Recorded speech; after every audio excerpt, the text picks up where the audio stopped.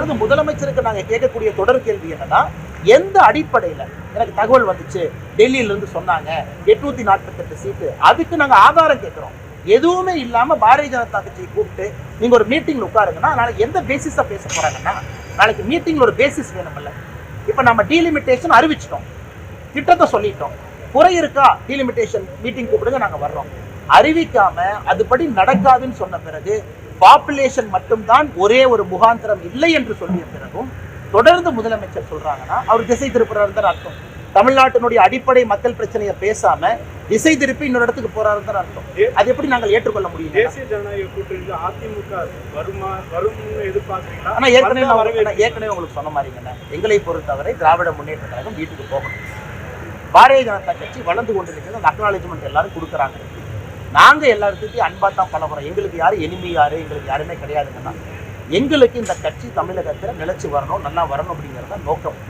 தேர்தலுக்கு என்டிஏ எப்படி ஷேப் இருக்கும், என்டிஏல யார் இருப்பாங்க, பெரிய கட்சி சின்ன கட்சி, அதெல்லாம் வருகின்ற காலத்தில் பேசுவோம். அதிமுக வந்து வரவேற்பு, ஆனால் வருகின்ற காலத்தில் பேசுவோம்.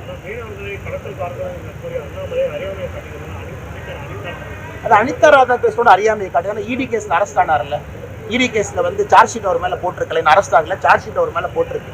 அதனால அனிதா ராதாகிருஷ்ணன் அறியாமையை காட்டுது. திமுக ஸ்மகிள் பண்ணிட்டு இருக்காங்க. நேற்று எவிடன்ஸ் கொடுத்துருக்கோம். ஆம்பி திட்டமைன் நீங்க பாருங்க, கொக்கைன் புதுசா கேட்காத வார்த்தையெல்லாம் திமுக காரன் மீனவர் என்கின்ற போர்வையில ஸ்மகிள் பண்ணி மீனவர்களுக்கு கெட்ட பேர் ஏற்படுத்திட்டு இருக்காங்க. அது தப்பு இல்லையா? அப்ப இலங்கை கோஸ்ட் கார்டு வந்து பிடிக்கிறாங்கன்னா நல்ல மீனவர்களும் மாற்றுறாங்க. அதைத்தான் நான் சொல்லி காட்டுறேன். திமுக காரன் இதை பயன்படுத்தி திமுக கட்சிக்காரன் கடத்தல ஈடுபட்டிருக்கான். இது அனிதா ராதாகிருஷ்ணனுக்கு தெரியாதா?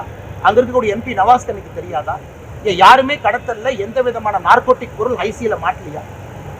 அதற்காக இன்னசென்ட் மீனவர்களும் சிறையில போய் வைக்கிறாங்க, போட்டை செக் பண்றாங்க. அதனால இன்னைக்கு திமுகவுடைய கடமை இல்லையா? தமிழ்நாட்டினுடைய பார்டர் போலீஸை போட்டு கடத்தல்காரர்களை பிடிக்கிறது அவங்க கடமை இல்லையா? எதுவுமே செய்யாம ஏன் இந்த கடத்தல்காரர்கள் நல்ல மீனவர்களுக்கு கெட்ட பேரையே ஏற்படுத்துறாங்க?